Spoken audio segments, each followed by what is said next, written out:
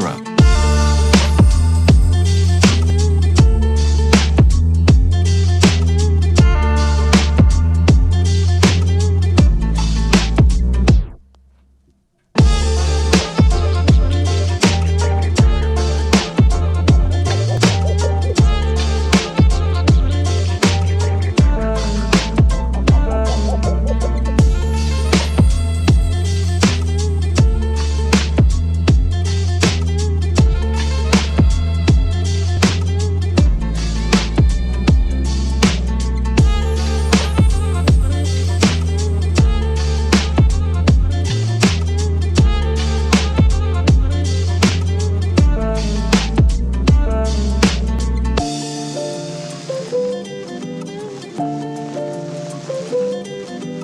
Have you any hobbies? My hobbies are fast cars and fast women. Hobbies are healthy. They teach you things.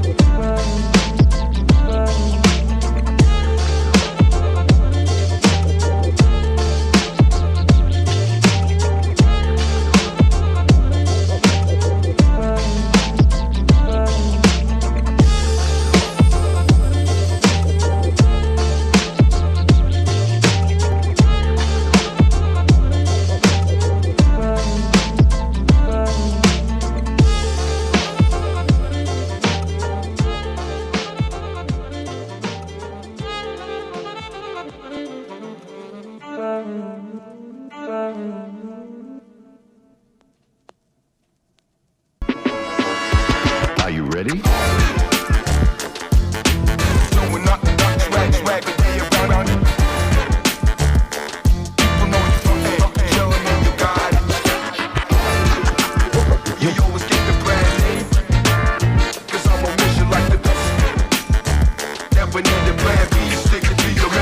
Are you ready? Hello and welcome everybody into the latest edition of Around the UFL. Hope you guys have been enjoying those interviews that these gents have been performing with some great folks from around the league. Haven't been able to sign up and step in, but glad to be here as we've got our panel today with a good cast and crew and some updates that we'll talk about. Mix of things here or there, and another interview with a championship defensive coordinator in tow. Before we get into all this, though, I have got to go around the horn, as I always do. And right below me is the man of mystery and man of intrigue. It is James Larson joining, as always, holding down the show and the interview series, kicking things off. How are you doing, bud? It's been a minute for me. Some of you, it's been different, but for me, it's been a little bit about a month. Good to see you, man. Yeah, no, it's great to see you, Zach. It's been fun kind of joining into the host seat, as you will. You know, it's not something I'm really comfortable with, but the interview series has been great. Jaron Horton on, Jordan Pavlison on. We even had Jordan breaking down some film of me last week, so that was really interesting. That was a fun episode. But, I'm hanging in there. It's been a bit of a depressing few days just with some of the news we've gotten out of the league and things internally, but it's also been encouraging because we're seeing guys go to the NFL. We're seeing guys getting workouts, which is obviously the point of the league. So There's good and bad and everything. But, I'm doing well. Happy to be here. Glad to see you here as well. And yes, plenty to discuss on both sides. Good, though, in terms of the thing. We're seeing more players signed on, which hopefully should pick up a little bit more and more. Teams in the NFL just starting to kind of get more involved in their camps as we wind up with another football season gearing up for a different league. Around the horn, though, I got my resident fan of fans here in Jake. Hey, look, we've had a little bit of a month to just kind of just chill out past UFL Championship. How you been doing, man? I'll be honest with you. I've been enjoying the summer. It's part of the reason I haven't been on interviews lately. I've been all over the place. What have you been doing? How are you doing, Jake? Decent. Hiding inside the house because the Michigan weather has been very unpleasant lately. So hasn't been the best month in the wake of the championship, but otherwise doing pretty good. I'm still standing. So better than some teams that heading into next year. So we'll see. Yeah, God forbid. We'll see what happens with a few teams going into next season. At least for us, though, busy in the transaction department. We might jump into that as we get into more talk later. In the meantime, final guy on the panel today, it is Ducky, as always, joining in. Good to see you, man. You apparently you I'm holding up all hissing. right? I was gonna Yeah, say, I'm good. I wasn't going to say something, but I was like, am I getting a tube TV through my headset right now? I think it's a little better now. I'm going to redo my mic. So if I leave and rejoin, sorry guys. It's all That's good. okay, We'll Ducky. be here. Do your thing. We'll be all here. No worries, Then man. again, we might be dead depending on if we get fired midway through this call. But Fired. We expecting the ref to pull the plug? where's Dark Ref, right? He's gonna pop in. Maybe he'll show up. I don't know. We'll keep the juju away for now. It's off season. There's a lot of surprises, but I don't know. There's a lot of stuff to start with. Again, you guys have been actively doing interviews, so I'm not sure if we've been sticking to those or been staying off. Some great content coming out of those, by the way. Check out that series. If you, as James said, if you missed out on a few of the interviews, including some self-analysis of Mr. Larson, that is on our X account too, if you want to see that clip. But in the meantime, been pretty active. A few select teams have been getting players re-signed. I mentioned the Panthers have been specifically active in this department here this offseason, and slowly but surely trickling a few signings in the NFL scene for the camps. Feels like it's a little slower this season if I'm correct or not, but I mean, it seems like we're not getting as much action. It's around the same. I think we're slightly behind now. The problem is with the way the season ends, with it ending pretty much when NFL teams are heading into their vacation time. Takes a little bit for signings to pick up. Mm-hmm. It was around this week last year that the signings doubled, and that was courtesy of Thorne. If he was not here tonight, unfortunately, but the roster man, he's on top of all that stuff. He knows it down to the T. So we've already seen, Ryan Nelson got signed, Kyan Barrs got signed, and I think we'll probably see several more at least this week. I wouldn't be shocked if we had 10 signings this week. So we will see what happens, but I'm pretty confident we'll see that pick up. I think we would too, and yes, I do. I am definitely remembering the lulls that we do have when it comes to setting things up during the off season. And again, it comes down to training camp schedules and whatnot. And I'm just looking through right now this season's currently, and yeah, we're just getting a few that have started this past week. More of them are going to be going in starting this coming week. By the end of next week, or actually by the end of tomorrow, well, not tomorrow, 2 days from now, we should have all NFL teams in camp. So if they need any more needs or additions, the time right now is for evaluation. So that should be hopefully seeing a tick up. But if it doesn't, like I said, it's kind of weird because it feels like it's been slow. I know vacation's a problem, but otherwise, keeping up with some activities elsewhere with the league, including, like I said, Panthers getting a lot of re-signs and a few other teams here or there getting some players back or at least signed on and ready for their next contract. Yeah, Michigan's been by far the most active. Jake, I'll let you dive into Michigan to start, but I think they've re-signed probably, over 25 players, 25 guys at this point? They had signed 26, but with Ryan signing with the Chargers, they're back down to 25. Mm-hmm. Only one new guy. With Caleb Hayes. There we go. With Hayes out of BYU, he's the only new guy. We had signed one other guy, RJ Moulton, who had been with the team for a little bit during the season, so he didn't finish with the team. And then the rest are all guys returning. A lot of O-linemen. I believe it was 8 before Ryan left to sign with the Chargers. So we're really keeping it rebuilding, bringing back the offensive line, and then the D line too seems to be another source of focus in bringing those guys back. So we got a good core. Got some of our offensive weapons back. I think we still retain the rights for people like Toa. So no rush in getting him back, but getting a lot of quite a few guys that were set to be free agents if that's still a thing. They've been filling up that roster. Kaiser and Nolan have been busy. I'm not surprised to see them bring back, especially like we were talking about the trenches, That's an area that I thought Michigan was really good. I mean, especially offensive line. Look at the way they ran the ball. Look at the way that they were also able to protect for Perkins. And then you had two guys in Cole Cabrel and Ryan Nelson end up on the All UFL list. Without their efforts, I mean, we look at some of these teams and they were very inconsistent offensively. And why? Because they had rotating pieces. They were missing guys in the offensive line, or their O-lines just weren't up to the level that teams like Michigan and St. Louis were. So for the Panthers to have that camaraderie, not shocking to see them bring those guys back. And even defensively, obviously, there's some struggles there. Defensive line wasn't one of them. Those guys were really solid. I think the biggest issue was staying healthy. They were not able to keep, like Walter Palmore goes to IR. He was having a really good year. But they did bring in, Benning Potoai. He played well. Taylor Stallworth played well during his snaps. TJ Carter was another guy that he re-signed. He stepped up, and I thought he had some really good games as well. So up front, that makes sense. I think what'll be really interesting to see, we already watched them bring in Caleb Hayes, another cornerback. You're really curious to see how many more they bring in. How many guys are they going to bring back? We already know they got a couple of vets in that room that are probably going to retire. Kai Nakua, he's probably done. I don't see him coming back next season. So we'll see. We'll see how that plays out. But yeah, another interesting piece to that, Jake, is Rocky Lombardi, the first quarterback to re-sign. No word on Perkins yet. No word on Edling. And so far, no word on Perkins heading to the NFL. Yeah, I mean, I still expect him to hopefully, get a shot. He certainly deserved it, but I think that whether he goes to the NFL and stays or doesn't, I don't hold much faith in him returning next year. He has a business that seems to be doing well, so he might just call it quits. From what I know, it was still a question mark that he'd even return for 2025. So the fact that he did, again, his business is doing well. I don't know if I expect him back. So might be the Lombardi show. Etling's 30. He'll be 31 before, start of next season.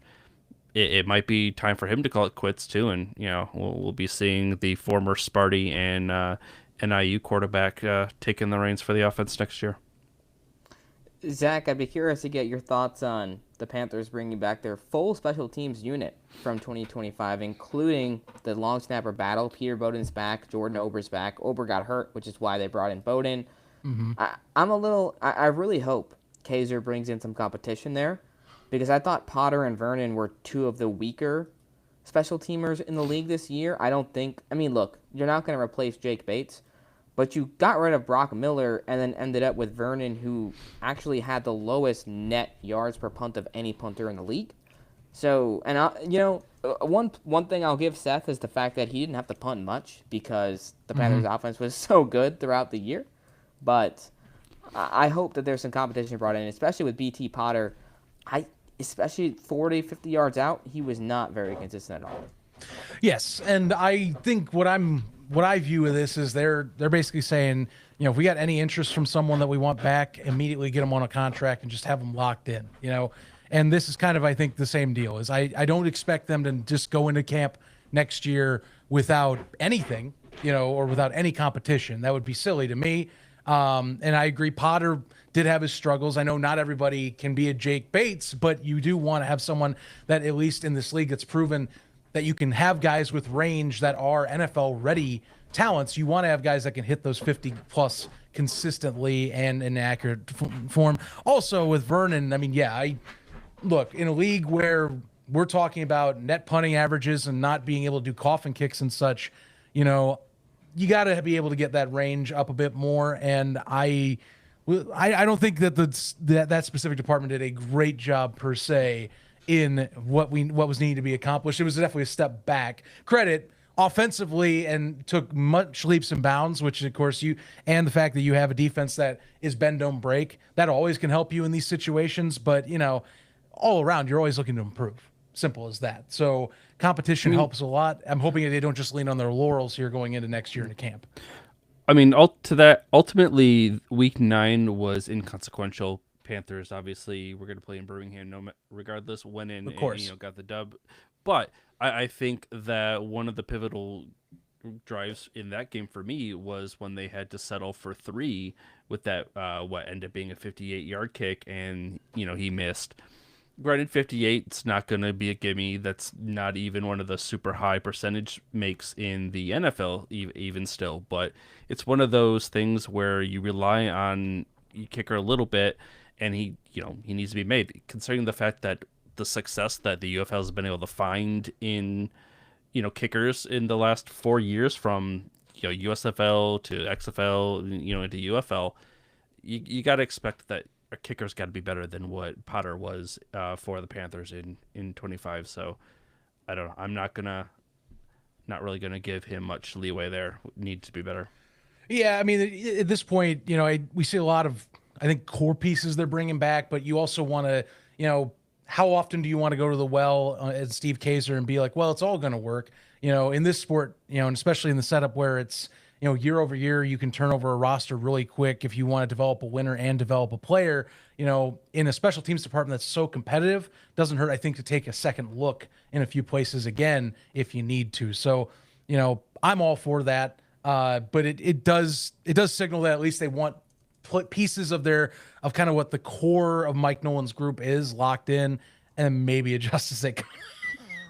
I love the chat, guys.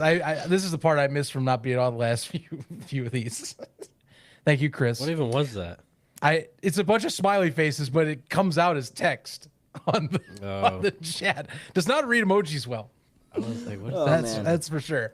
I'll tell you who I wish. I was gonna say, you just brought who I was talking. For someone who's not here today, I also gotta give credit. The Roughnecks have been pretty active on getting a few of their specialty players on both sides of the ball signed on some of their stars. So good to see it. Still, again, it's early-ish in UFL free agency, but out of the two teams that really have been active, Houston's really been that number 2, but they've also brought some key players that they at least have locked in for next year, and they'll keep working on that, as James, you were about to say.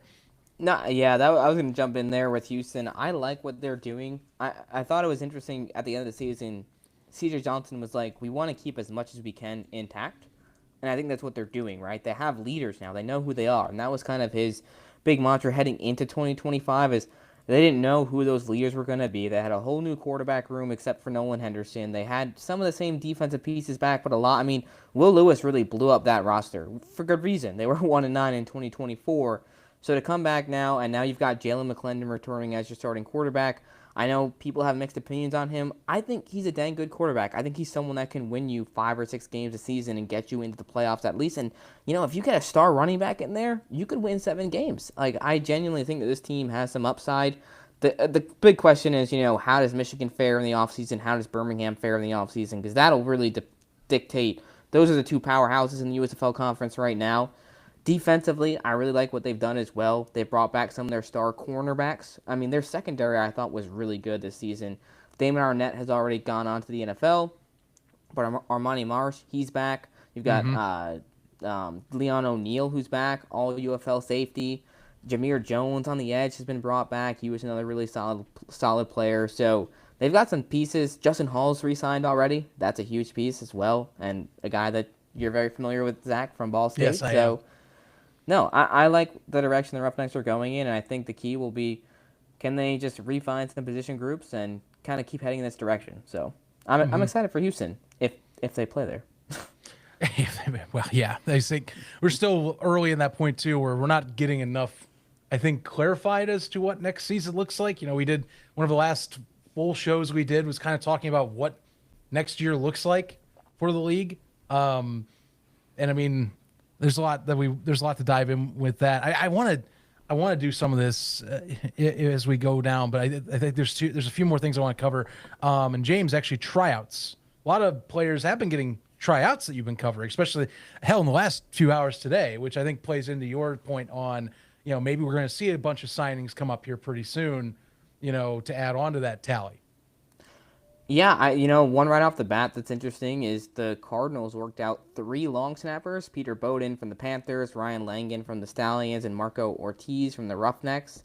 You got to imagine if you worked out 3 long snappers, you're going to sign one of them. I feel like it'd be interesting to bring in 3 and not sign one. If you're that, if a team brings in 3 long snappers, they want to sign a long snapper. So I'd assume one of those guys gets picked up, unless they all just really just didn't do a good job. But on the other hand, we got some wide receivers, Amari Rogers, Seth Williams, Braylon Sanders got workouts. Your Bears worked out Thomas Gordon, who played a week with the San Antonio Brahmas this year. A lot of guys getting workouts, not a ton of signings yet. The main ones that we haven't covered since the last true Around the UFL would be Ryan Nelson, Dresser Wynn, and then, of course, Kyan Bars. So, Jake and Zach. Ryan Nelson, I feel like he's one of the best success stories of the league so far. One of those guys that just got better each and every season and found his identity, right? His true identity, I think we all know it was at tackle. And he played well at guard, but once he moved to tackle, he just went to a whole new level.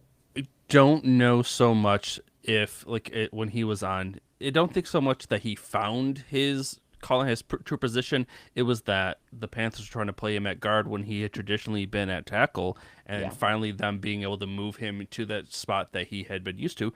Look at that, all UFL, getting signed to the NFL.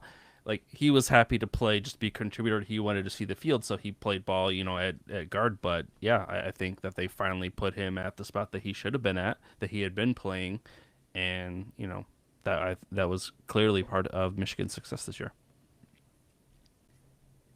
Yeah, I really am happy to see that upward trajectory. Always happy to get a player going to the NFL, but it's a little more special, I think. Like, and this is one thing I love with fandom of like these leagues is like, we are cheering for the success of a team, but we're also cheering for the success of the individual even more so because, we are that stepping stone. The UFL is. We are that next phase for a lot of players in North America. Specifically, like I said, we talk about the CFL, but the CFL, remember, it's more of a Canadian professional league where Americans do go and play with the reserve slots. Here, it's our United States guys and anyone that comes in and gets that next chance to go NFL pro in that sense, and gets to play and continue to play. So I love we're getting a guy like Ryan who gets to go up and prove himself.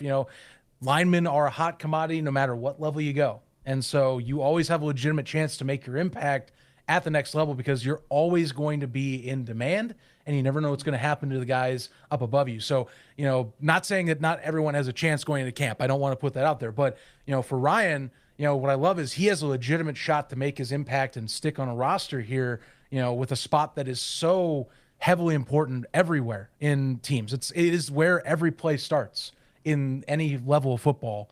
And I'm hoping for him for the best. If not, hey, I'd love him to come right back over here too. He made his impact last year. Wonderful player, excellent athlete, and excellent individual. So really happy for him. Well, we got Jaron in the chat. Zach, he's wondering where you got that 2023 championship pennant. That's a little secret between myself and myself. Nah.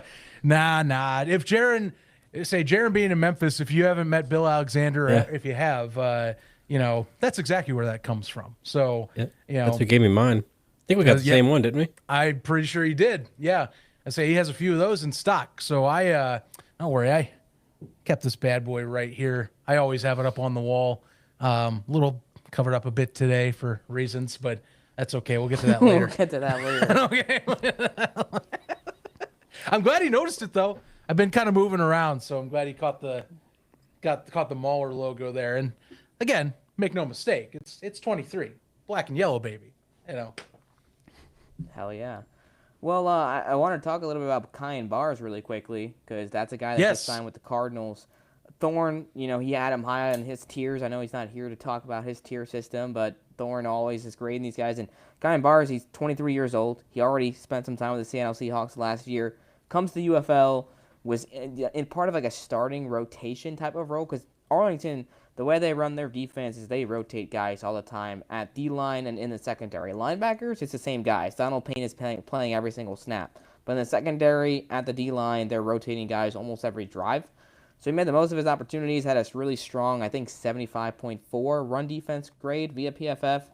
Had 23 tackles, a sack, tackle for loss, and 23 years old. That's a young guy who just played a full season of pro football, and now he's ready to go prove himself in camp with the Cardinals.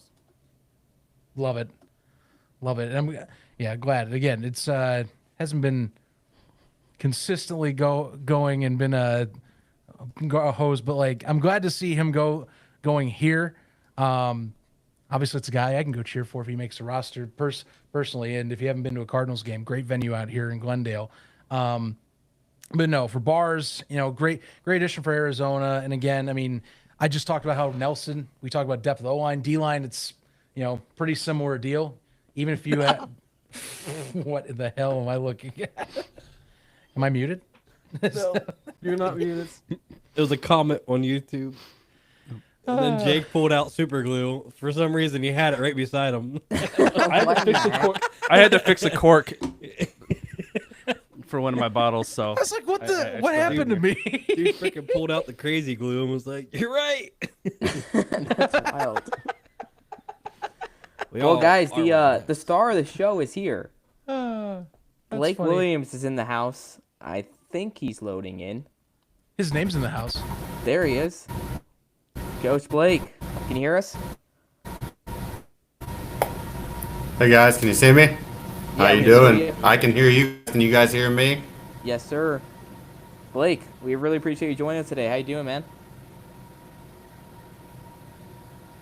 Blake, can you hear us? Doing well, man. Doing well. How are you guys doing? We're doing well. I can hear you. There we go. We're got- always a little bit of technical difficulties with We're in a PFN, Verizon but, commercial. we can hear you now. Blake, it's been about a month since you guys won that championship game. What has this offseason been like for you so far?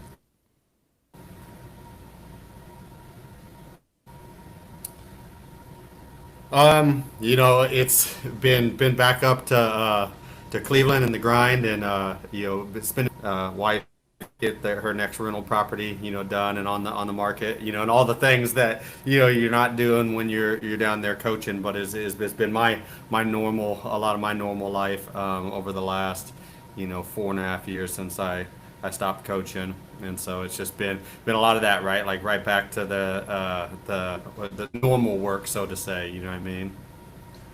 No, absolutely, and that kind of leads into my next question. Is that I was curious, how long have you been riding the championship high? Is it already behind you? You're already looking to forward to next season, or are you still riding that championship high?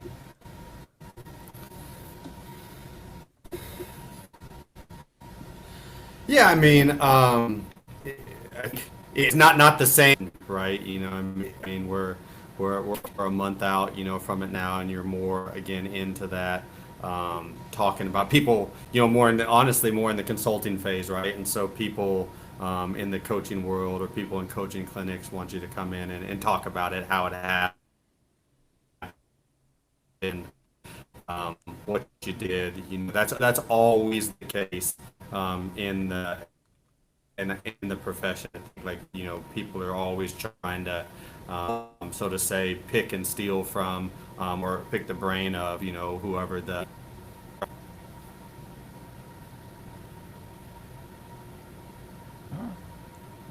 Blake, it is tough to hear you. I'm not gonna lie.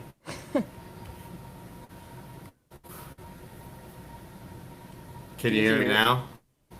Yeah, we can hear you. It's just a bit of a delay, but we'll roll with it.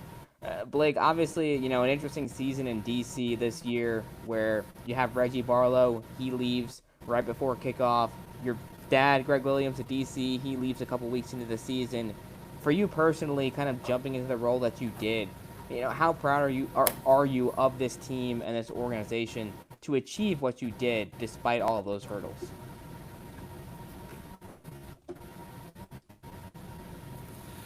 Very proud. Very proud. We know that it was a difficult and unique situation, right?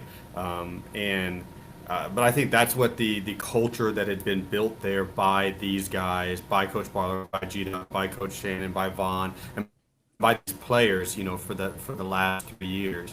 And I think it goes to show you what we've always talked about, that culture. We all know, like, if this was a say new team, it would be a totally different situation if it was a new staff, new team, new roster. And speaking of that roster, DC, very talented team across the board. I really thought it was that edge rusher room that stood out all year long. Derek Roberson, Andre Mintz, Malik Fisher, you go down that line. All those guys are making plays. And then on the interior, Joseph Wallace, he led all DTs in pressures this year, had several sacks. A bunch of guys that probably belong in the NFL. Who would maybe be some of the guys on your defense that you feel like are bound for NFL opportunities as all these workouts and signings are picking up?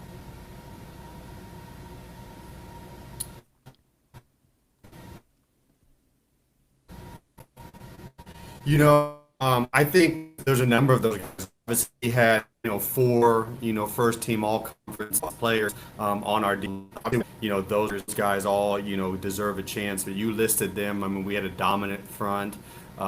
Malik, Derek Roberson, Andre Mintz, all who have been in the NFL, right? All who have, 2 of which have, played on NFL Sundays, and then Joe Wallace, all deserve those opportunities. I'd love to see Bank back in the doing what he does. Crew is understand. I've been in the league a ton, right? I'm seeing, seeing workouts that are happening, seeing signs that are happening. Obviously a little perplexed, right, with some of the lack of action with our guys, but I think in due time it'll come. Absolutely. And we got a bit of a loaded panel here, so I'm going to pass the mic over to Zach. Zach, I believe you had a couple questions for Blake. Yeah, Blake, good to have you on. Glad to catch with you for this first time. Look, I've been intrigued since mid-season of this year. You having to come in, and fill in and basically take over a loaded defense that your dad had been constructing and had been built for this season. Mm-hmm. You take that reins. What was that transition like? Was it pretty much 1-to-1? Do you have a very similar defensive philosophy to Greg, or were there tweaks and bits and knobs here or there? How would you describe that changeover?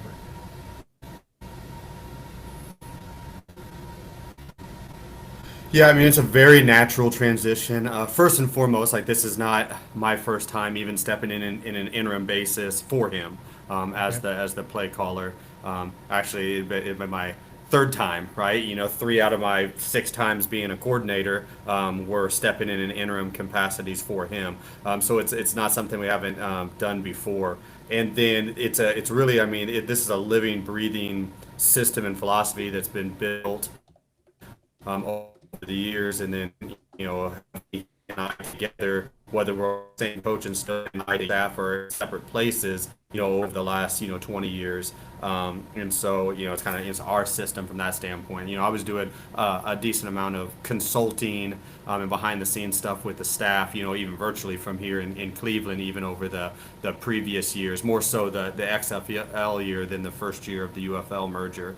But so it was a natural transition. I knew the guys, I knew the players. I'd been down, spoken to the players, spoken to the team, come down there and done some of that stuff as a guest speaker in previous years, so knew the guys from that standpoint. But yeah, it was a natural transition and not something that we haven't been through before. Glad to get that insight there. I'll pass it over to Jake actually, because I know him and I have, I think, a very similar question on the championship game, both of us being resident Panthers fans. So take it away, man. Thanks, Zach. Yeah, again, obviously week 6 went the Panthers' way just a little bit more than the championship game did. There were some plays that, to be fair, did kind of make your defense look a little silly. Obviously, none of that showed up in the championship game. What was the mindset going into the game to make sure that Bryce didn't get to do what he did to you guys in week 6? And did playing for Jordan, with him not getting an award, go into some of that to making sure that you guys made a statement?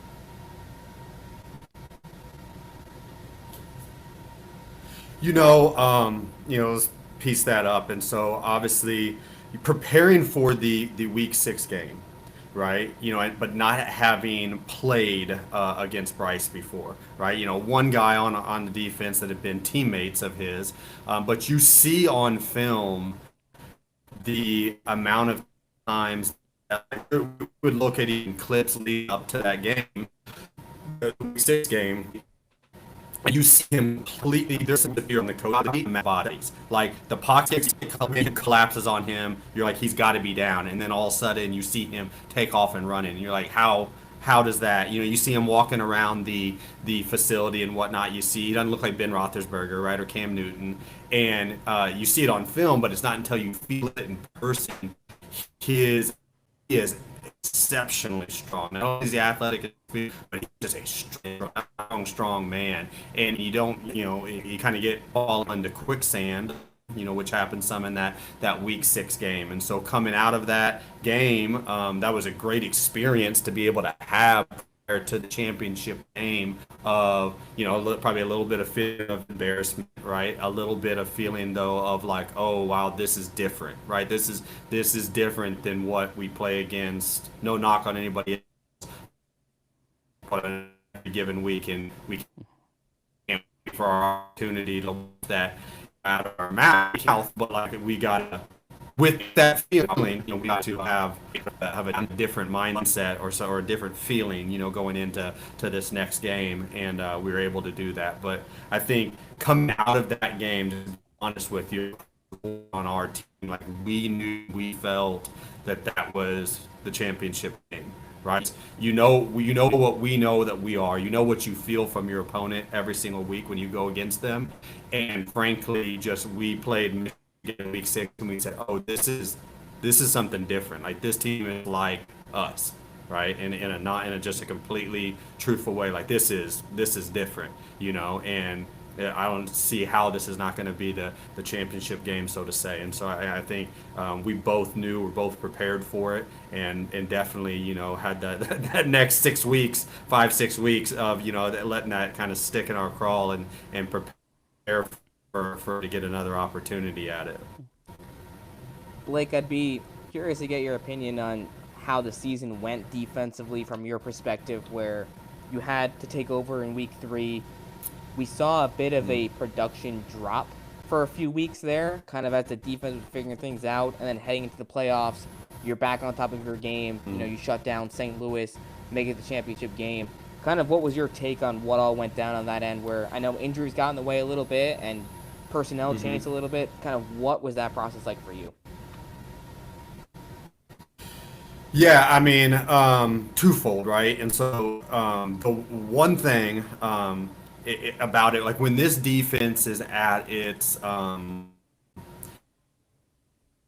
ability to kind of like be most creative, most dominant, and whatnot, you have you got really good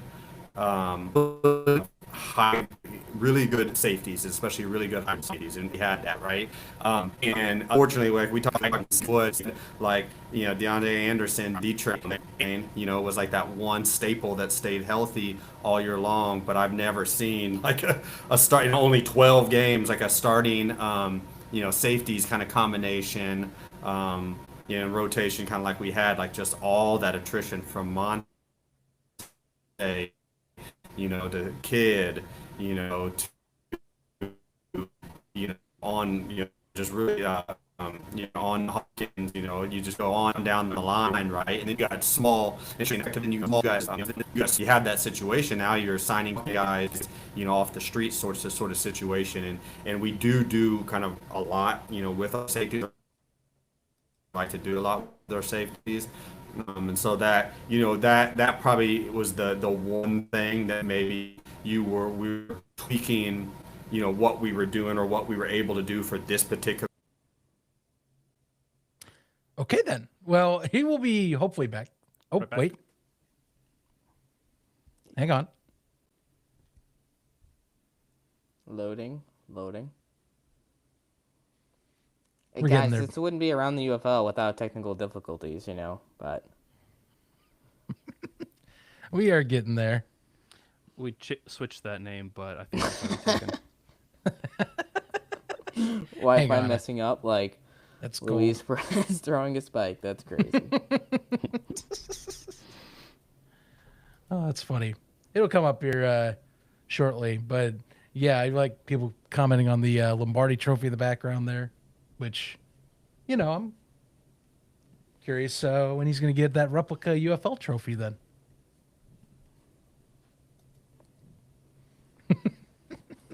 Well, dang.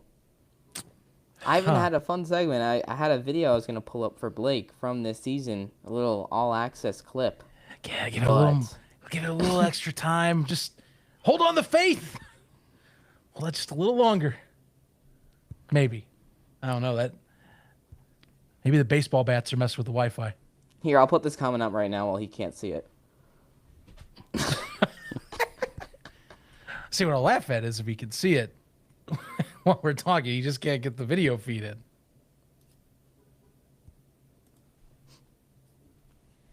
So, cue the elevator music. That's a really good point, Isaac. I wish we had elevator music. Cue the elevator music. I could just go back to the intro. Well, this is someone take it away for just a moment. Let me see if I can All right. pull some strings. That's Ohio for you. Even the internet connection's looking to go out. Very nice. Ducky knows it. Even I know it. Midwest internet, baby. It's a whole other ball game. Don't worry, he'll come back. They always come back at some point. How's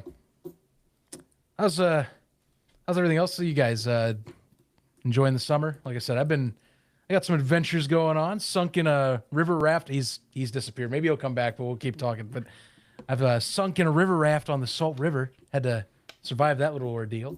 That was fun times. So I've gone golfing a little bit. The Salt River? You know, yeah, it's the Salt River. Where's that at?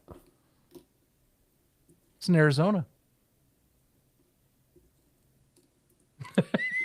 I'm trying to play defense if you're looking for a joke, if you can tell. Oh. Okay. I thought it was in Michigan. Ah, there it is. Yeah, it runs through East Lansing. Nice. But I don't know. I think are we going to? Oh no. Oh, we can't do that. We can't do that. We can't. We can't. Okay, you know what? UFL has got a good point. It's time to talk about Holton Allers. Yeah, let's talk about Holton Allers. Why not? Why not? So, kind of too bad. I'll be A honest with wasted you. career, man, in the sense of like he should have had an opportunity. Yeah, that one's too Yeah. bad. Those are the type of guys the UFL should have been highlighting more. Mm-hmm. What, you didn't want the season No. to be for Luis's book tour? No. Watch him get His- repitched. Be like, Louise ain't coming back. Come on, you sure you want to retire now? And then like 80th they get season. him, and then Louise comes back all of a sudden. Oh my god. Oh man. Nah, that's too bad though. And even the packages he was using last year was like, you know, mixed results at best. Didn't really get to highlight skills or use case beyond anything. Even when they were out of reach, you know, not even much Right. use there either, which sucks because This like is now twice where Lindsey Scott and Holton Allers have both not really gotten true playing time, where I feel like if they were on another team, they would have had a legitimate chance to be QB1, depending on the team, of course. But those are guys that both could Memphis. start depending on what organization they're in. Yep. But nope. We got Luis Perez. He wasn't even Louis. Louis. I mean, but and no even in discredit to 2023. Perez, because he's a phenomenal quarterback and arguably the best true passer in the league, at least from a statistical standpoint. But to have those guys on your roster and not give them the chance, especially when, let's be honest, you know, you lose that Week 8 game, you're eliminated from the postseason. Luke Lennon and Holton Allers have both been on this team the whole year, barely been given any snaps. You kind of want to look to the future, don't you? Like, let's see what you have. Like, there's no guarantee that Perez returns next season. You know, he's kind of coming to the tail end of his career, I would assume. He almost retired before this season anyway. Mm-hmm. But, yeah, that one's a shame. I'm well, yeah, good question. still Brian not able to get Blake back in here as of right this second. Brian Bolevsky, Lindsey Scott making $100K plus as an assistant QB coach at Texas Tech. That's basically what ESPN did week 10. See you later. What do you guys think the over-under is on... Who's Luke? Does the rain date Does the rain delay hurt the over? Yes. Let's get Aaron Dolan on here to give us that scoop. Over under inches of water that was went down. What do you think? Let's put a bet on that. Well, guys, I It's am over. assuming... Go home. No, I'm kidding. No, I'm it's not over. No, we still got plenty to talk We- about. we have I'm stuff. assuming Blake's probably... Oh, we have plenty to talk about. Yeah. Actually, hang on. I gotta. You guys keep going. I gotta adjust something real quick. I'll be right back. I just gotta hide my face. It's okay. Oh, I gotta he's get. hiding while he's doing I it. gotta get the whiteboard out and Yeah, everything. The whiteboard. Whiteboard. big I mean, reveal. yeah. We're learning lessons And today. we're canceled. Children, we're Oh, learning Blake's trying to lessons get today. back in. Hang on. Oh, There no, is I'm hope. not- Well, we ain't doing that now. Oh, there he is. Hang on. Blake, we can see you. Sorry, There we go. sorry for the technical difficulties. Can you hear me better now? Yeah, we can. Still hear you good. A lot less delay, too. That is much, much better. Awesome. Sorry about that. Blake, you're good, man. It's the Have- internet. have It no- happens. have no idea. It's the off season. But- But you know what, Blake? I feel like you know us, right? We like to have fun on this show, and Oh yeah. there's a little clip. I was gonna ask you a question, but I'm just gonna let the clip speak for itself. So I'm gonna show a little bit of clip and get your reaction after it. So let's see if I can Okay. pull this one up. I can't express this enough, okay? Hogan is 33 years old, okay? He's going to throw it hot to the back, or he's going to take a sack. Did you hit him? Yeah, he smoked him. He smoked him. His only option is to throw hot to the back. So they're going to free release, and all those overload pressures, he's got to throw it immediately. He's got to throw it immediately to the back, or he's got to get hit. All right, so then Kevin Hogan comes out, Kurt, and he's like, first of all, I see you're 33, and I raise you down. I am 32. So what am I going to do? I'm going to take off right in the face of the coach that just got the wrong age. Look at this. Okay, out of bounds. And who's right there to watch it? There's Blake. Blake, I gotta ask, how furious were you in that moment when Kevin Hogan ran past you for the first down?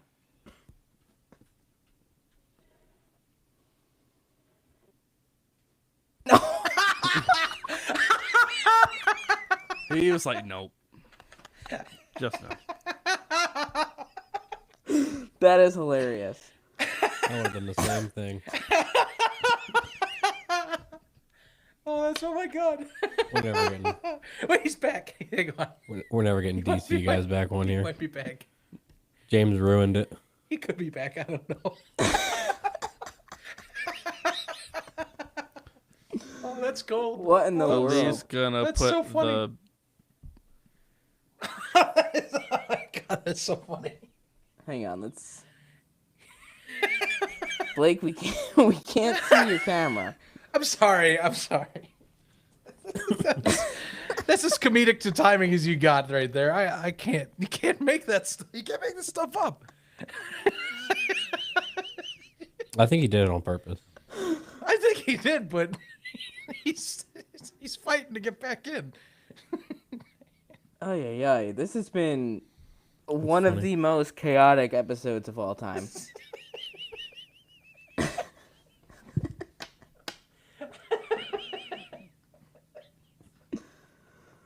And he's gone. God damn it! Come on. I just want the reaction now. I just want to know. I think it makes Blake, it I'm even sorry, funnier that man. he didn't come back. Look, I had to pull it up. It was a funny clip, man. It was gold. I think he'll come back in. I hope he doesn't. I hope he's genuinely mad at James. Like, that would make it so funny. ask was him to my- get on the show, and It's my most James embarrassing has to- moment. Oh yeah. Oh my god, that was funny. Oh, The timing couldn't have. Oh, Oh, that he's trying to get back in. there we go.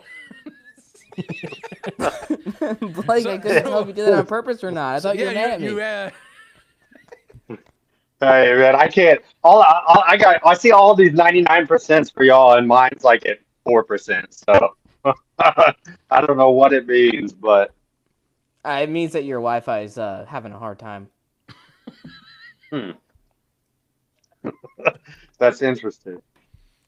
But no, I saw the clip. I saw the clip that you were that you referenced, and I'd seen that previously. That's the nice, cute little thing about the being all mic'd up, and that the TV likes to cherry pick and put those together and do some cool stuff on film. The background on that is, see, I coach Hogan at the Browns, right? Like, I Right. know Hogan, know how smart he is, know how long he's been playing. I've been talking all week long that, like, hey, we're going to do these fire zones, some of these fire zones that we've been overload fire zones that we've been practicing all year long or done or whatever, but I haven't called, and G-Dub didn't call when he was still here yet. Like, I'm gonna call these, but they are a 5-out team, and we overload that side, and he's going to see it coming.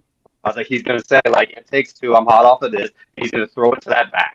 And he's going to throw it to that back faster than, like, we're going to get there. We're going to have free runners. We're going to smoke them, but he's going to throw it to that back, and we just need to run up and make a tackle on him, behind the line of scrimmage and get off the field or whatever, right? It'd been a major emphasis point. And so that first kind of tutorial over to the linebackers on the sideline was after, like, I had woosawed. I was trying to calm myself because we did kind of, you see what happened when it had it, it got backs uncovered, down the sideline when it should have been double covered. With the moral of the story on the whole week long. So I was trying not to have an aneurysm and say again, like, I can't express this enough. Like, I know we play a lot of scrambling quarterbacks in this league, mobile quarterbacks, and this dude is different. He's 33 years old. He's not trying to run his first 32. option. He knows exactly where he's hot off of. Yeah, 32. I was like, he knows exactly where he's hot off of. He knows exactly the protection, which not all of the guys in the league, quarterbacks, we're playing from week to week, are handling or even tied into fully, like that. And so, like, that was the moral of the story. Then they paired it with a clip where we stunted the wrong way for the call, so half the defense went one way and half the defense went the other way, and leaving a big seam for him to take off and run on. And but yeah, that was that was an interesting moment right there. No, I just had to ask because watching on broadcast, it was kind of humorous when it happened. But Blake, I appreciate the backstory. That makes a lot more sense. So, and also makes sense with you having coached Hogan. Look, I know there's been a ton of technical difficulties, so I don't want to take up too much more of your time. But I'd be curious. Obviously, who knows what's going to happen next year? That's kind of out of your control. But hypothetically, if you're back, as DC's defensive coordinator, what would be a couple of things that you'd like to see this team improve upon in 2026? Just continue to build on where we ended at, right? We know that never, that's the thing about it, like sports and football teams, it's like I've always said, it's like the ultimate, like, microcosm of life. Like, every season is unto its own, and it's like reincarnating every year, right? And so, as much as possible, having as much of the band back together again and starting from that mentality, starting from that standpoint of where we built to at the end of the season, starting fast from that standpoint, and then just continuing to build within that, and having the discipline from week to week, to kind of not have the kind of the up and down or the down week, from a production, or a discipline type standpoint, right? Like, play at the championship caliber edge, every single week, but also do like we did now, and it's about peaking and building, and being at your healthiest and being at your peak, when it counts at the end of the year. It's about getting in the dance and then doing what you're supposed to do when you get there. And so that's what I would like to see. We gotta Right on. we gotta Well, come Blake, back, and again, it's like one of the hardest things. One of the hardest things to do is repeat. no doubt, no doubt. But I know those DC faithful will definitely be looking forward to what you guys can do next season. Blake, we really appreciate you joining us again. I'm sorry for all those technical difficulties. Who knows what was going on behind the scenes. But appreciate you. Thanks again for joining us, and wishing you the best this offseason. Appreciate you too, guys. Thank you. Yes, sir. Take care, Blake. That was a good interview. That was good. I had a good time with that. That was one of the interviews of all time. Yeah. I really wanted to actually throw with him before he left, but I understand. Just Jaron jumping in and going, he got loose on us too. So much happening. It's gold. Two of the league's defensive coordinators being like, goddamn Kevin Hogan and busting out of the pocket. I was gonna ask him what he thought about the Browns moving. Dang it, I forgot. Oh yeah. Got that new venue just down the lakefront. Not in Cleveland anymore. That's a good hot button topic out there. I agree. Speaking right. of topics. I mean, you know what? You said not to shut the camera off, so I won't do it. Hang on, let me get this. We need a live reaction too. There we go. Let's talk, ladies and gentlemen. Let's have a chat, shall we? Is anyone else ready? Because I'm ready. I've been ready for a little bit now, and I think the last few weeks and the end of the season, I'm finally at this stage in my coverage. I don't give a shit anymore. And I'm ready to say it. So that's the thing. Oh, you get censored. That's fine. Don't worry. Who else wants to have that conversation? I'm ready. Open the floor. Everyone, let's go. I'm ready. Let's do it. BTA to Russ Brandon. Zach, take it away, man. I think he's doing a good job. I'm open the floor. Oh, that's okay. You know, I can't get everyone. Movements don't have 100% support. Look, I mean, I guess for some backstory, I'm sure viewers watching have seen the tweets and they've seen some of the commotion, the articles online. The UFL is like completely cleaning house, and it's not just the normal off season. Like, okay, these are seasonal roles. You know, we appreciate your work. We might bring you back next season if you're around. Like, that's normal. That's happened the last couple years. That already happened a few weeks back. But after the season ended, there were some like legitimate firings of full timers, and at that point, it made sense. We had this discussion a month ago, right? When we were like, you know what? There's definitely change that needs to be had. There are markets that have been declining in attendance, declining in TV ratings, which again, I wouldn't necessarily put that on the market. This is a league issue where they have not had proper marketing. They've not had proper branding in these local markets. There hasn't been enough of an emphasis on putting the fan first, you know, putting the season ticket members, putting those people first. Jake, I'm sure you can attest to that. I mean, granted, Michigan was one of the stronger markets in that category, but that finally picked up once they put some new hires in place who have now been let go. Over the last few days, there have been dozens upon dozens upon dozens of firings in the UFL. I mean, technically layoffs, but it's all these folks have been getting canned, some really good workers from around the league, and this stretches from marketing teams, ticketing teams, PR people, like folks that have put a lot of really good hard work into the league, and they're all of a sudden canned. And I'm not 100% sure what to make of it. There's a lot of different avenues that you can go down, but it's definitely a topic to discuss. So there's the backstory for anybody that might not be aware. Heavy topic. And I wanted to go in with this and I kind of waited a little bit on talking anything about this because there's been people having a bunch of discussion on the recent firing list and who was all let go or was talked about being let go or is put online that they've been let go. And, you know, last year we went through it closer towards the back of the summer into the fall discussions on folks that they let go. Almost it felt like in kind of like a panicking sort of firing cycle on the marketing and the ticketing, kind of trying to course correct things, you know? And so I was like, okay, that's fair. You know, it's a little late. It's going to look sloppy into the season, but you know, if it's a long-term play, no big deal. But now we're doing it again. We're going into these teams. We're doing the exact same thing. Here's the thing. It doesn't matter your performance. We're learning the positions that have been let go and the people let go. It doesn't matter on the performance of the market or anything. This feels like just a straight up money cut. Like just going in, someone is wanting to make a number that they want to hit to cut down to, and they're just going team by team by team and taking chunk by chunk by chunk and moving people out. And that's where my threshold of kind of trying to give any thought and support on what is being done in a rational way kind of left the building last week when I started seeing who was being let go and who and what places were letting people go. Now, I'm not sure what the move is. I'm not really sure what the direction is here, you know, And we're seeing talks on, and a credit, some people saying otherwise, that there might be other rounds coming up on this thing. And there's still tons of stuff that hasn't been decided on for next season. So I ask and I implore, what has this man done that has, I think, solidified doing a good job? The CEO is not only your PR head, but he also makes business decisions to push in the right direction. And I think last week, the folks that let go, I asked, is this for the best of the business? And I don't think so. I don't think this man's doing his job correct, and I credit other powers that be have to make that decision. But I think, to me, this is where I officially put my stamp on the campaign of, when does this guy leave the building? Because I'm ready for it to see something above ground be moved.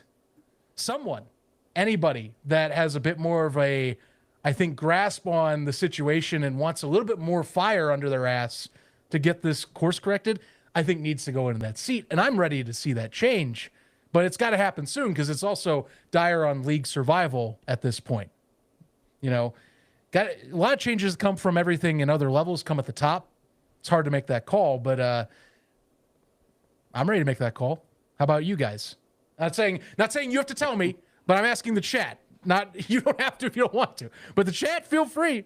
If you want to say, I'm in this book. This is my band. This is the wagon I'm jumping on right now. So feel free to join me. I say a lot of the execs need to go, period. But yeah, so I'm right there with you.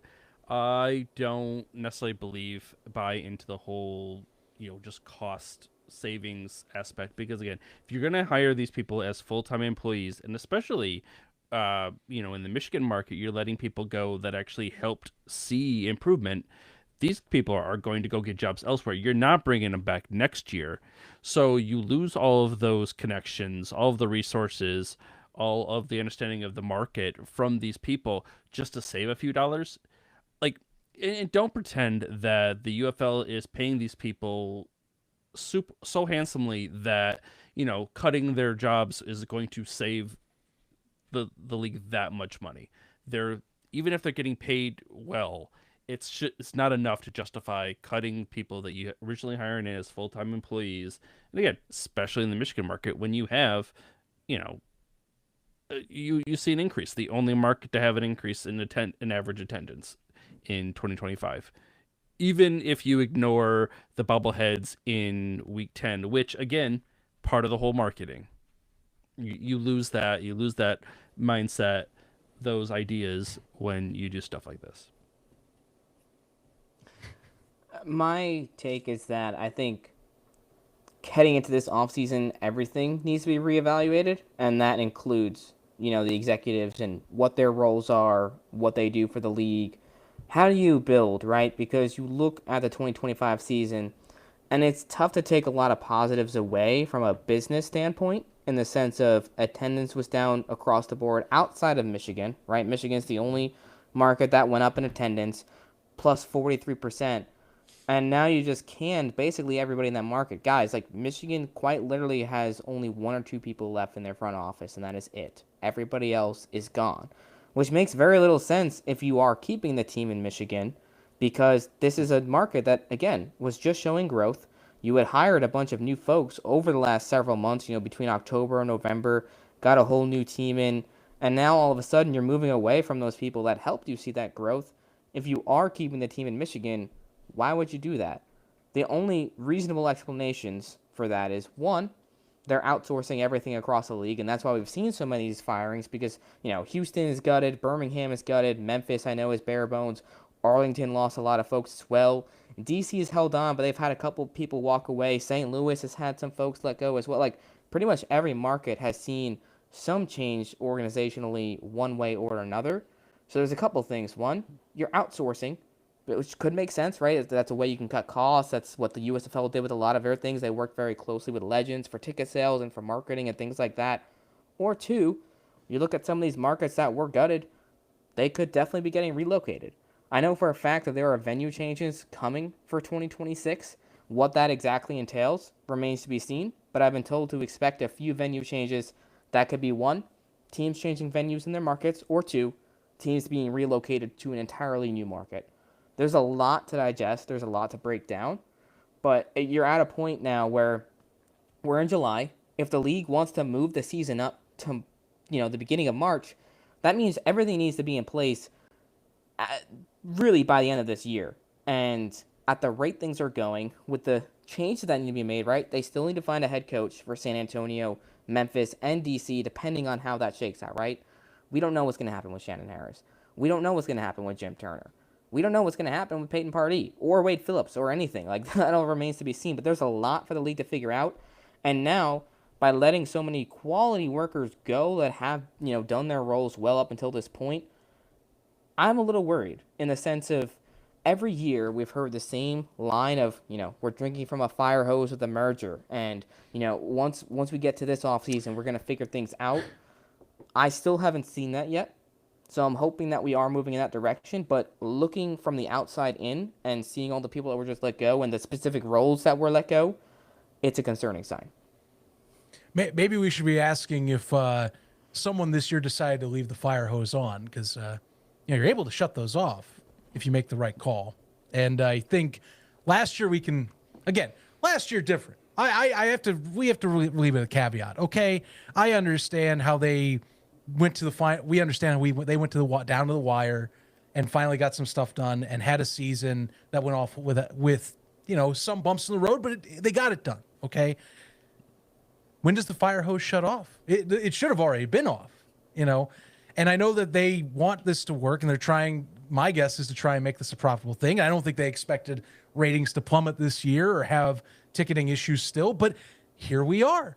And I don't think we have seen an adequate move in certain areas and metrics that the league wants, or that have been put in with correct efforts in these areas to counter or course correct. And, anything that they have done that feels that way, now it's about, it feels like, it's about this cost. Maybe it isn't working here. Maybe we can just retool this and still get similar output. Maybe that's what they're doing.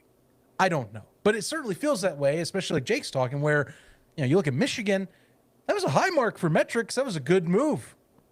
Why the hell are we gutting that team? I genuinely asked that question. That's the move that makes very little sense. That's kind of I think the mark where I'm talking about how I'm like, okay, this isn't about success rate, because if it's about success rate, the metrics that they should be following by saying, it's up and up every year. You had your best numbers last year in this fandom and in sales and in what you're doing with market engagement. Great. It's not about that. This is about cost cutting. This is officially about cost cutting and finding the best way to move towards a profitability on your end. We're not in the realm of market by market anymore. We're in the realm of every market is getting a slash. That is what this is signaling to me. Now, I will not necessarily defend the UFL here. I will give them a little slack in maybe with the Michigan market in what we've heard or had some concerns about, the Panthers returning to Ford Field time and time again.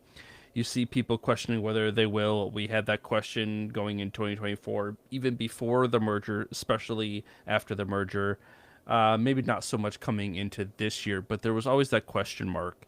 And with what I've known or had been told, in years past, with how Ford Field had their feelings towards, everything, maybe this is them pulling the plug.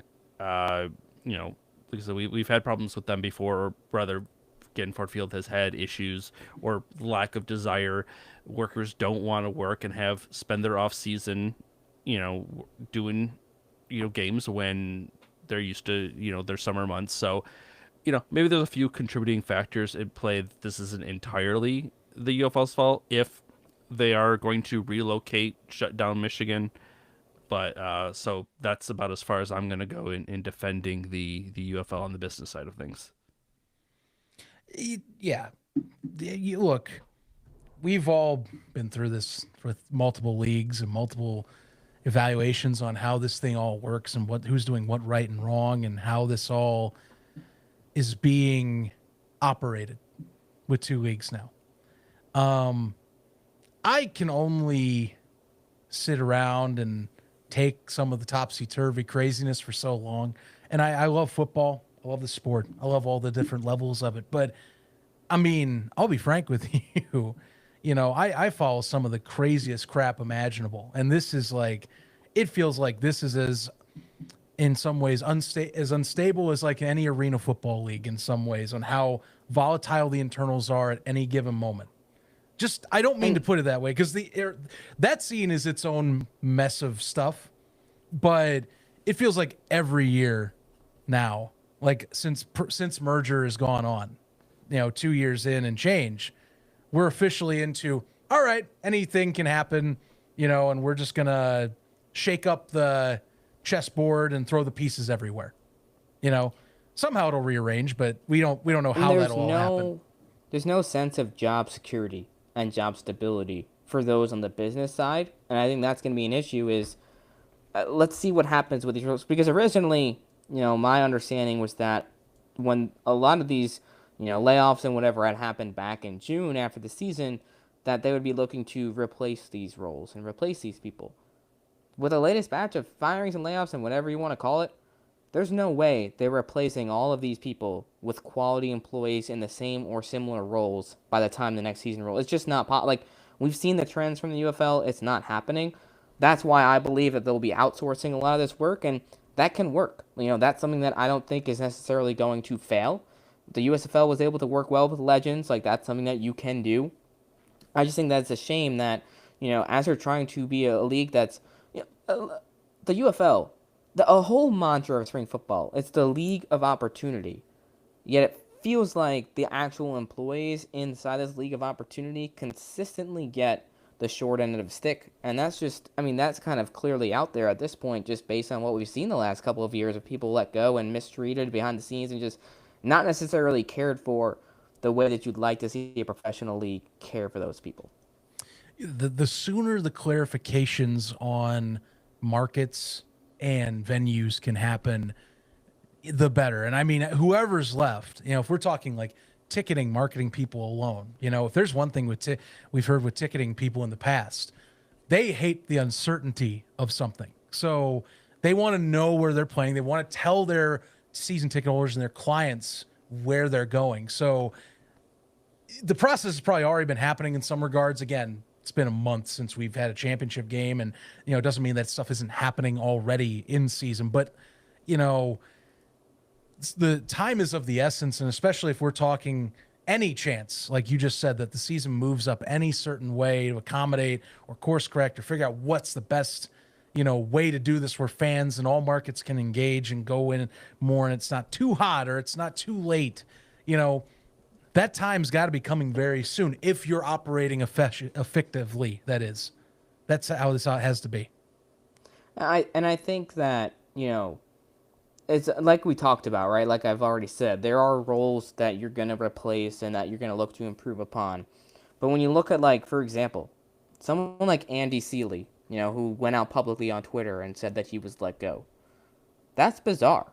Like, that means that this league has to be heading in a drastically different direction, because Andy's done some phenomenal work. Let's rewind. He's been with the Orlando Guardians and the Memphis Showboats for the last 2 years. This is a guy that had a combined record of, 5-30. Like, it's awful. Like, legitimately atrocious. I don't know what let's see, 8, 9, 5-25 across that. Whoa, I didn't say anything. You said what the F? Oh, I guess close enough. You have a bit more of a leash on it, apparently. Well, anywho, 5-25 across that span. Positively spinning stories for the league and doing a lot of work behind the scenes. And he's someone that all of a sudden is let go, and accordingly so for a business decision. What is that business decision really doing, right? On one end, is it because Memphis is relocating?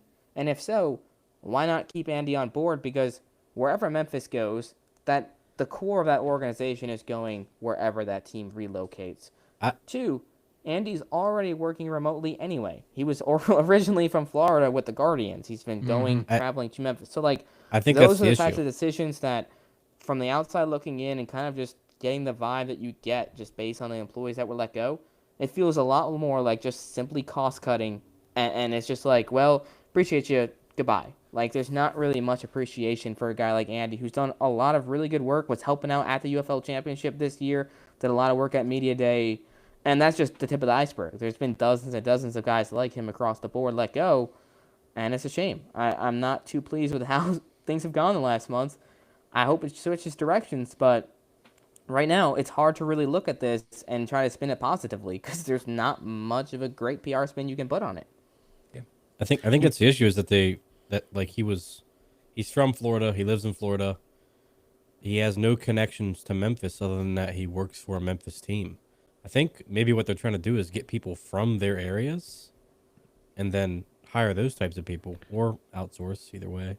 But hopefully they're getting local people to work for their teams, especially in the PR department. Like, you need to be in touch with your community, the news people around you, stuff like that. That's the way I would do it. Isn't that what we saw or thought that we were going to see with some of the layoffs earlier with what you were talking about, James, with like, say, David Gravenkemper for the Panthers with the ticketing, he's on the West Coast.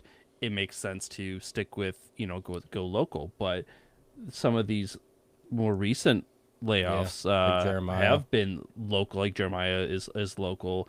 Other ticketing guys have been let go, and they were very much local to the area. So it's not like that. They didn't already have a core of employees that were in the market itself. Yeah. Yeah. I mean, again, it's one of those things where, sure, if there's one or two people out of market, but there's also been dozens upon dozens of in-market people who have also been let go. So it's hard to really, there's only been a few out-of-market people let go and a slew of in-market folks that also were let go. So it's kind of hard to say that that's the angle that they're going with, Ducky, only because if it was just the out-of-market people, then sure, you're like, yeah, that lines up. But it maybe the definitely doesn't. in-market people are just the ones that are getting relocated. But that would make even less sense.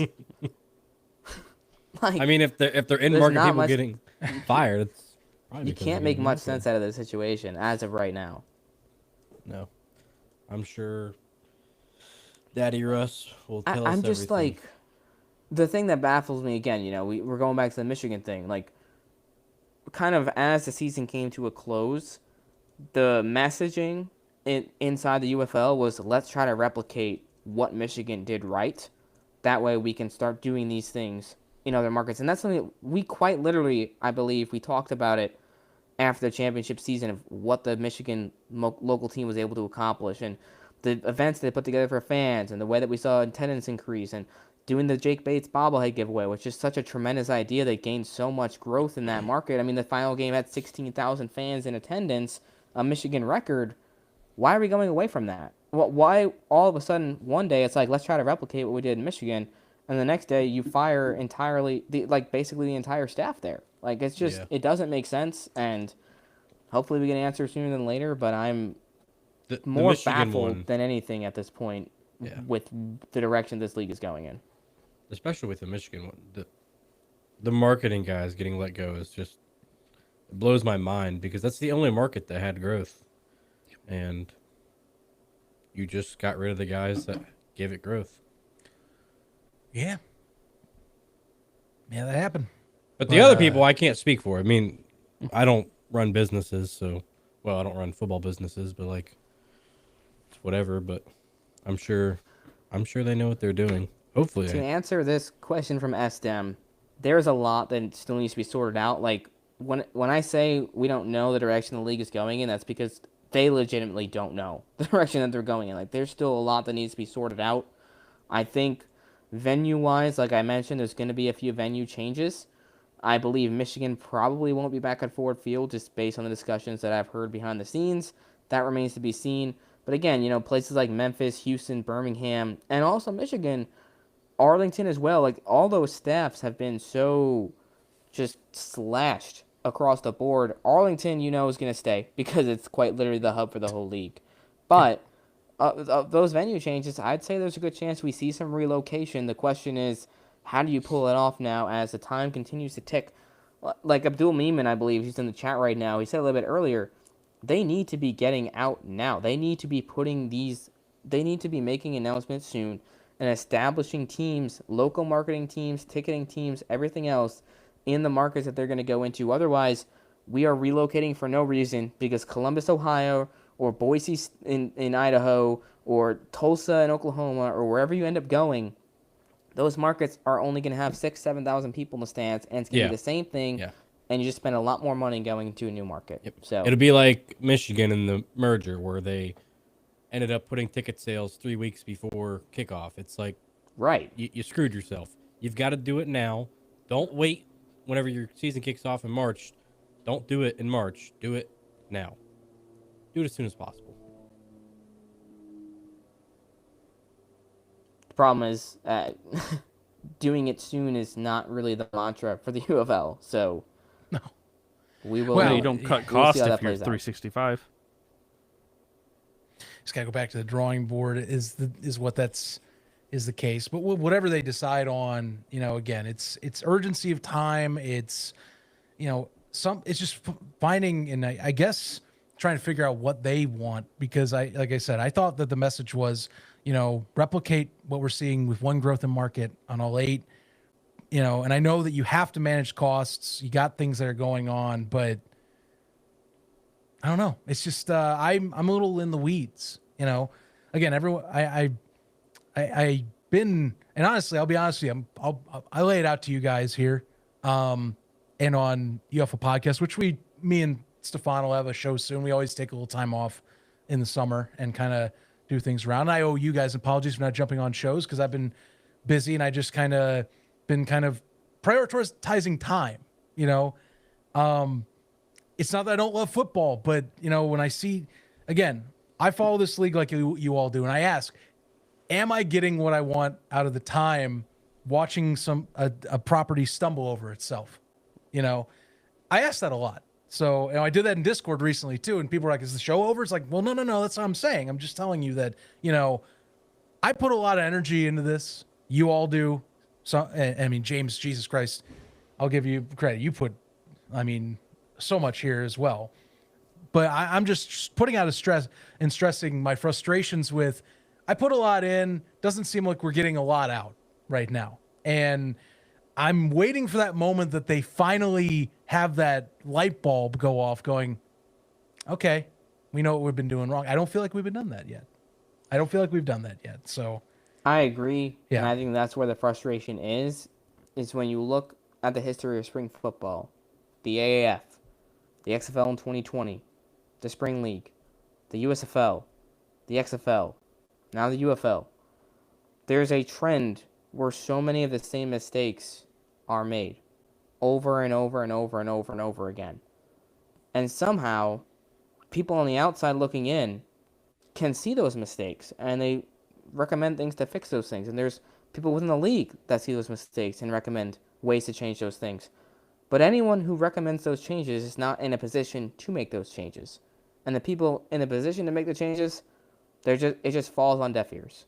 So I hope that this offseason we can start seeing some more positives come out. But as it stands right now, and just the conversations I've had with people, there's just kind of a lack of overall sense of direction in the UFL right now. And that needs to be addressed as soon as possible. Otherwise, I am definitely concerned for the future of what this league could look like. And it's a shame, because this truly is, from a product standpoint, the football on the field is the best that we've seen. The talent on the field is the best that we've seen. There is so much potential for the UFL to be so great, but it is the nonstop self-inflicted wounds, shooting yourself in the foot, making the same mistakes over and over again, and not being willing to listen to people, not being willing to try to change things up.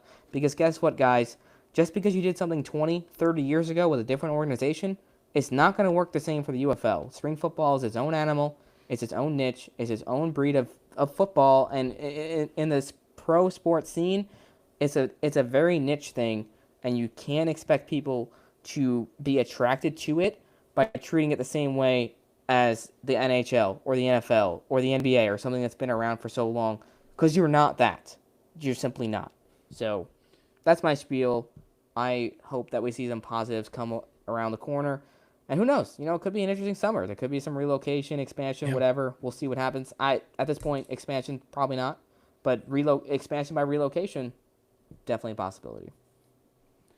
All right, so Ohio. I know just a few minutes ago I said that I wouldn't defend the UFL anymore, but I will say, in terms of making the same mistakes, I don't know if they're necessarily making the same mistakes. They're making mistakes that are having the same results.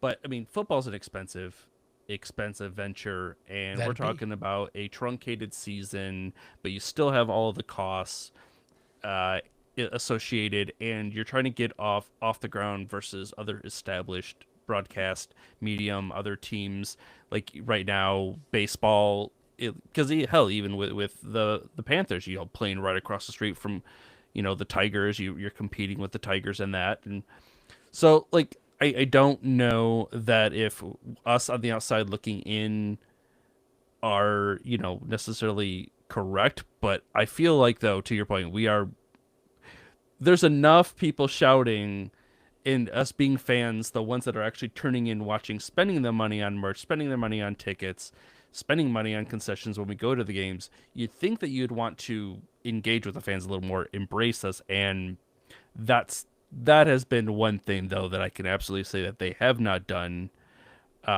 Clearly, there's no evidence of them doing that, really, and yeah, you're not going to succeed if you're not going to make people invested, and clearly, with the drop in attendance in pretty much every market, like they aren't doing that job, and now they're trying to cut corners. Yeah. Well, here's the thing. We're still along for the ride. We're still going to see For now, and until the as I long just as the got an Panthers email are from still in it. Ref, and I just got fired. Oh no. Well, that just won't do. I'm just gonna have to get a hold of him, and I'm gonna have to change my board if he fires me.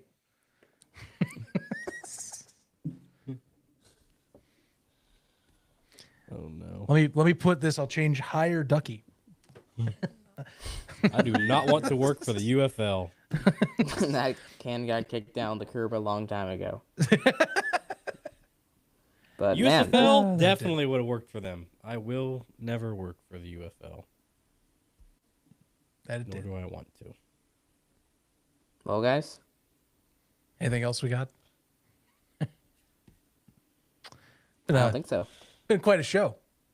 Quite It a was, it was. quite a ride. I'm really glad that Blake was able to get back in. I really thought he was mad at me for a second there. That's gold. That Was perfect timing. that's filled all Could my not have laps gotten for a better. while. That was good. Well, folks, July update. Gonna finish this thing off. Thank you all for tuning in. Appreciate you folks tuning in. Summertime, it's a little wacky in the wild, wild west that is spring football. Hope you're all enjoying yourselves. Go check out some other leagues, by the way, too, if you're looking for extra time to watch football. CFL's going on. IFL playoffs coming up as well in the late stages. Remember, football's all year round. Don't say you're missing football. You got options, people. Go check it out. At least for a little bit. Hey, your opinion, do what you want. But until next time, guys, we'll hopefully come back, interview series or not soon enough. UFL podcast, we will have a show sooner rather than later because I do need to get hold of the ref, especially on some concert tickets. He's been ducking my text here, man. I've been asking about some concert tickets. I haven't heard from him. We'll chat though. For James, for Jake, for Ducky, I'm Zach. We'll see you guys next time. Thanks for supporting the channel as always, and catch you on the next one. St. Louis James Larson sucks. sucks.